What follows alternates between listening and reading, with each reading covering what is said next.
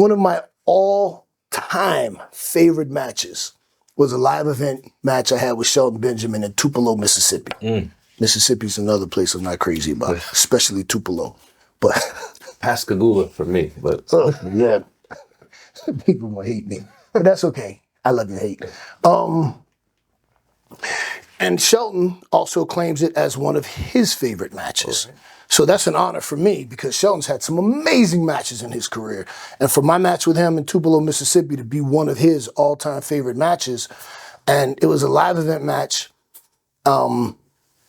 Actually, I'm going to go down a little rabbit hole here. It was funny because at the time, Edge was the world heavyweight champion. And he had to work with Khali, my favorite wrestler. Edge was kind of banged up already. And Edge he's God tier, in my opinion, as far as work goes. But having a world championship match when you're banged up against Khali, that's hard, man. That's hard for anybody. And when I got to the building, Shelton had already seen what the card was for the night. And he said, hey, P, it was me and Shelton for the U.S. title. And I think at that time, Shelton was the U.S. champion. And he goes, hey, man, it's Edge and Khali in the main event tonight. We're probably going to have to put in some work. And we kind of knew that, okay, normally we're going to do 12 to 15, you know. But considering what the main event was and knowing that that wasn't going to be a 20-minute match, for the people in the house, we're going to have to put in a little more work tonight. Okay. We're going to have to be the main event and carry that workload. So I understood that. And that's just one of the things you kind of, with experience, you start to understand. And, we all chip in together to try to give the fans the best experience that they can have. And it was funny because Steamboat was the lead agent on that show. And Steamboat comes, hey, you two, I was looking for you. Let me talk to you. We already know. Yeah. And Steamboat, all right, great guys. Okay, And then when Edge got to the building, he came, hey, you guys, we're way ahead of you, brother. We got you. Edge was like, thanks, guys. Like, yeah. So we went out there and, we didn't have 20 minutes worth of stuff called. But Shelton and I at that point had worked together so many times, we didn't have to call anything. We just go out there and call it on the fly. Like I said, just body language. I know his stuff. He knows my stuff. And it was just a magic that happened, that it was so good.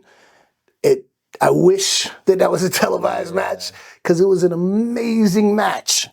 And it was so good that Steamboat was watching. He had on the headset and had the IFB, the earpiece to the ref. And he starts calling in spots to the ref for me and Shelton to do because he's so amped up watching this match. Like he's living vicariously through us and he wants to get involved. And the ref tells, I think it was Charles Robinson too, Little Nate, I think.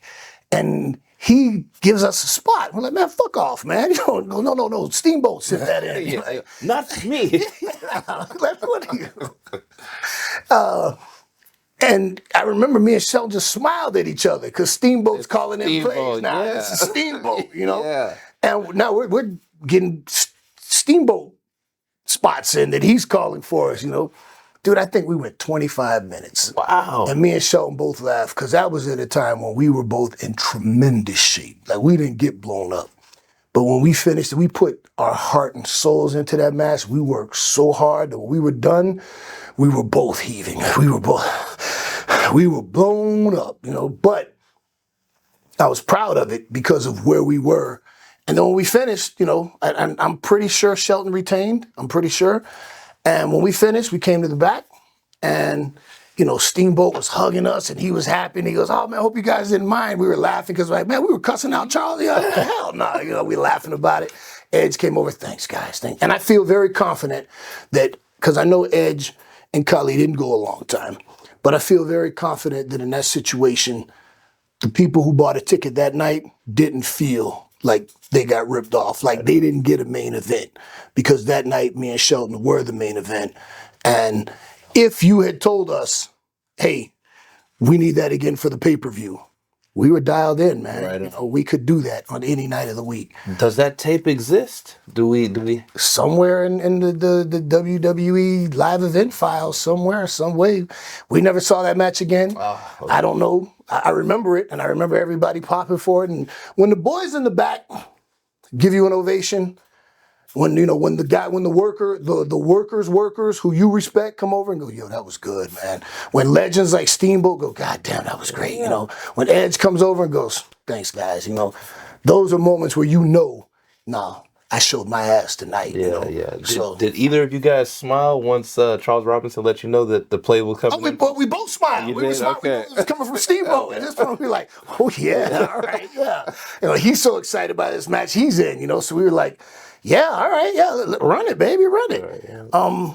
So, yeah, you know, when you get to that level where it's weird. I can't really describe it, man.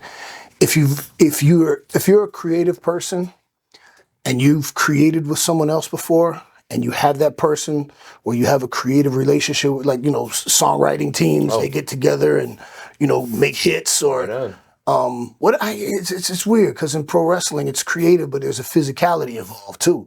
And certain people just have great chemistry. And there are certain people in my prime that I know I'm going to have a great match with. And you could say, you and you, go. We'll tell you the finish when you're out there. And I wouldn't be nervous. I wouldn't be uptight because I know this person is a high caliber professional and they're good. Who are some of those people? Shelton Benjamin being one. I think I told a story about Cody Rhodes and I being put in a position like that. I've never worked against Edge in a match, but I've tagged with him before. And his mind for the business is incredible. He's one of the all-time greats. When I was married to Benoit, you know, I was calling our matches. You know, we got to a point where he felt comfortable enough with me and my... Chris Benoit was not calling the match. I was calling the matches. Oh, wow. I didn't tell my black belt story? We didn't? No. Okay. Give me a second here.